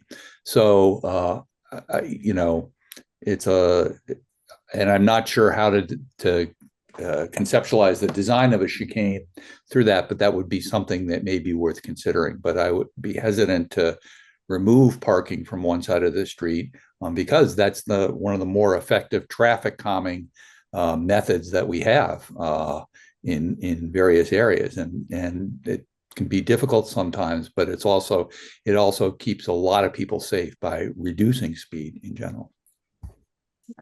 Thank you. Dan, go ahead. I see your hand up. Yeah. So I've lived off of Franklin for my whole time in Northampton, and we put in at least 4 requests or so, maybe 5, regarding sort of 2 sections. The first is coming off of Route 9. I guess that would be westbound, so northbound, depends on which way the crow is flying. But right there at that corner is an extremely dangerous corner, and there are cars parked. 10 feet from that corner is nothing. And I know of a friend who had an accident, hit a parked car there. I know there's been multiple accidents, and then we have the residential treatment center that's there. And the other day, someone came sort of randomly walked out of the driveway without looking with a shopping cart, and it was, it's like that's an extremely dangerous intersection. But more than sort of that one seems so obvious that it probably shouldn't have a whole lot of discussion. But down by Bancroft, that hill there, where it not only goes down and then it also takes a slight turn to the right, you cannot see traffic there. And when there are cars parked up to, if it's 10 feet, it's what's allowable. There have been multiple occasions where I've seen near accidents happen. People pulling out Bancroft have no visibility. As you're coming down Franklin, there's no visibility because not only is it veer off to the right, but it's downhill, and it's crazy how dangerous that section of street is. And it's like something needs to be done to look at, understanding, the speed issues and trying to slow that down. That's great, but maybe in areas where there's bad visibility and people are coming and turning into an intersection, maybe limiting some traffic, some parking in those areas might actually be safer. You might get more out of that than just trying to slow cars down. Okay, thanks for your comments. Okay, any other comments from members of the commission on this? What I would propose we do with something like this is we sort of take the information we receive here under advisement, and we could kind of create a plan that might show a chicane effect for discussion at a future meeting. But I'm interested to hear if there's any other comments from any members of the commission.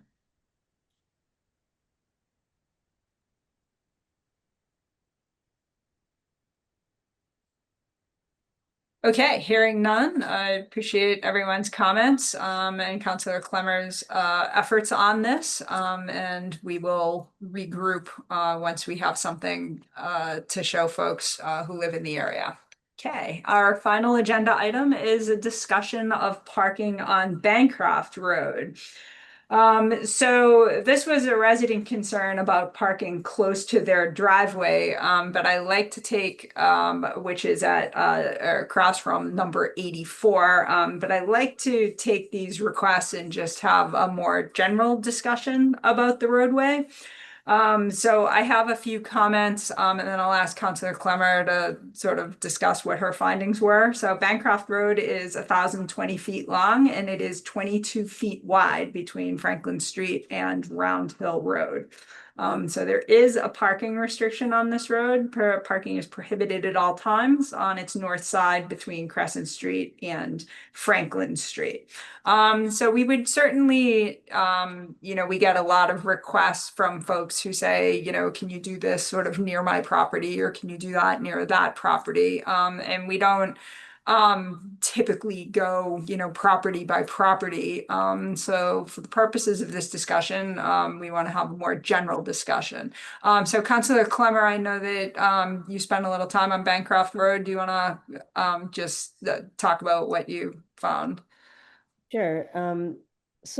The problem seems to be 84, which is near the top, closer to Round Hill.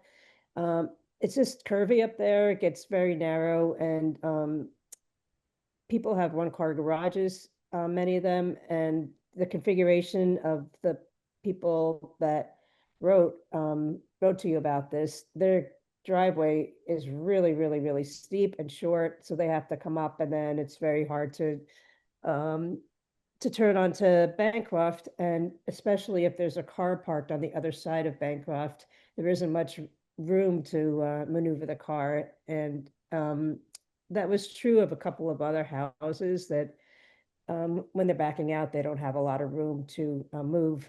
It seems like part of the problem might be people parking too close to the driveways and not leaving the required 3 feet on either side. And many people didn't want anything done because they like having a parking available to them. And it was more just a few houses that have an issue with the, parking on the other side, because there's not, enough turning space. And so it was just a very small area, but it is problematic for those people that have to get onto Bancroft. Yeah, I don't know thanks. if, Thanks. part of it might just be the people parking too close too. So that's it. Okay, thank you, Counselor. I'll open this up for members of the public now. So William, I see your hand up. Go ahead.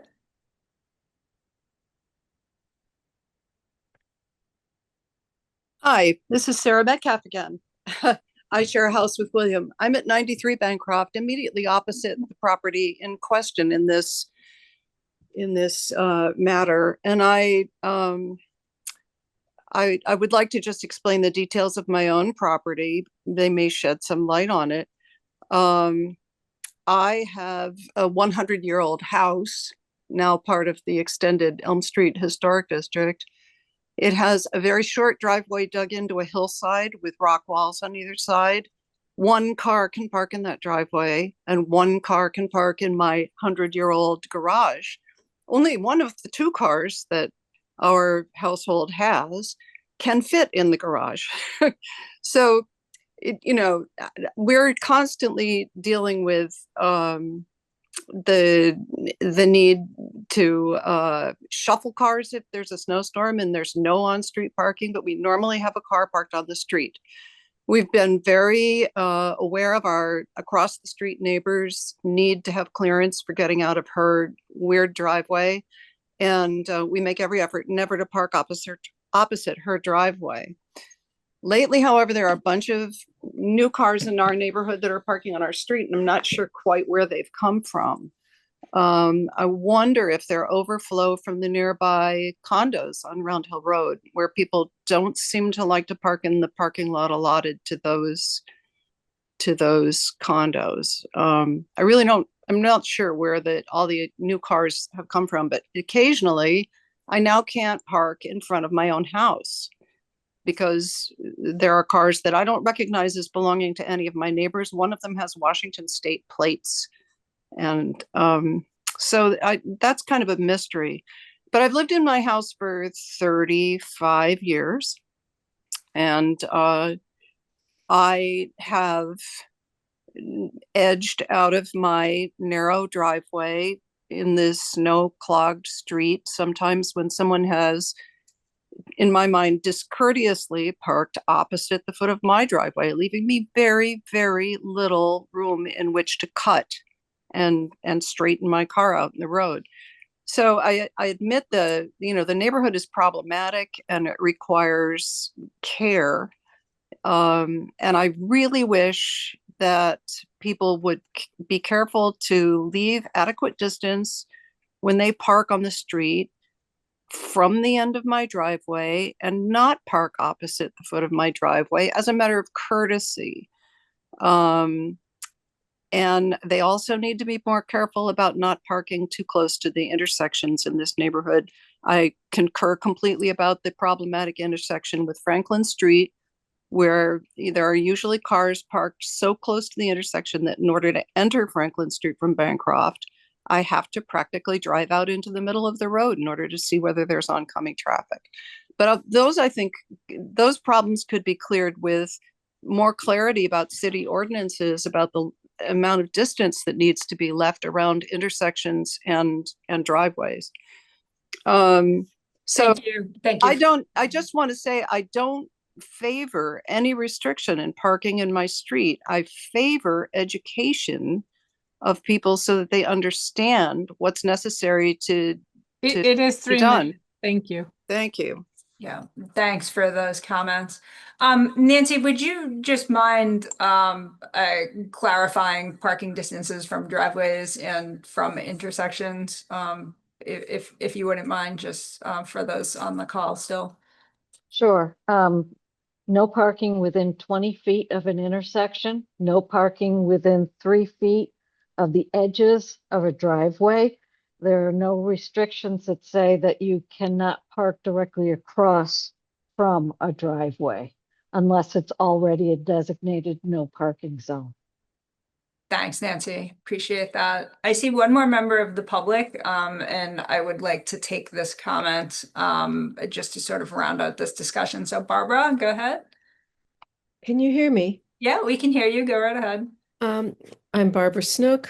I live on Bancroft Road, and actually I've lived here since 1958.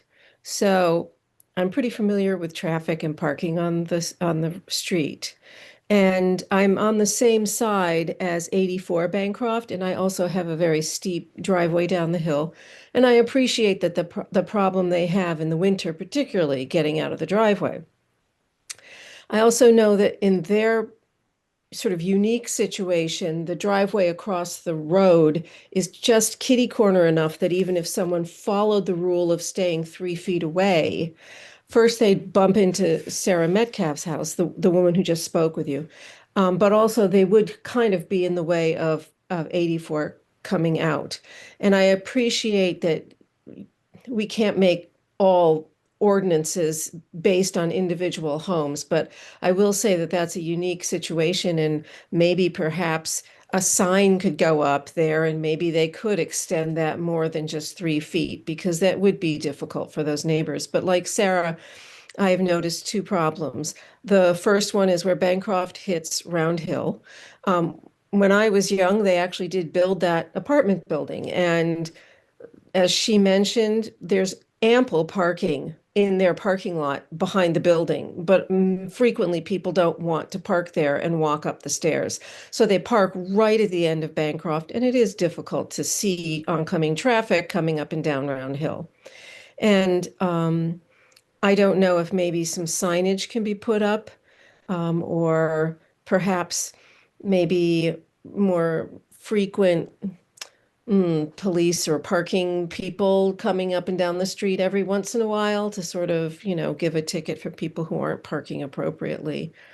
And as far as the courtesy aspect, I'm afraid I don't really know how to address that. I don't know how anyone could, but I would hope that we would not have one-side parking, for example, on the road. It's worked fine for 68 years, at least as far as I've been here. And I would not like to see it restricted extensively. Thank you for this opportunity to mention this. Thank you for your comments, and appreciate both of you speaking on this and Councilor Clemmer's efforts around engagement of the folks on this street.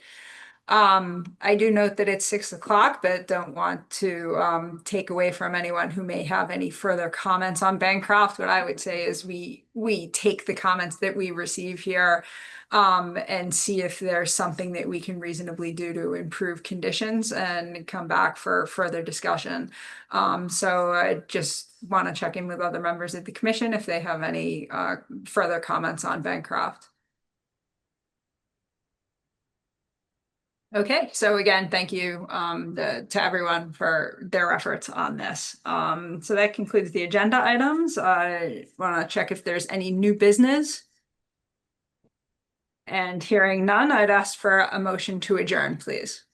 So Motion to moved. adjourn. That's Councilor Jarrett, and do I have a second? Second. Okay, my second is Devin, I believe. I'm sorry, my second was Councilor Clemmer. Okay, any discussion? Hearing none. Catherine, if you could please call the roll. Donna LaScalia, Yes. John Cartledge, Yes. Carolyn Mish, Yes. Nancy Forstall, Yes. Alex Jarrett, Yes. Deb Clemmer, Yes. Devin Bruce, Yes. Diana Foskett,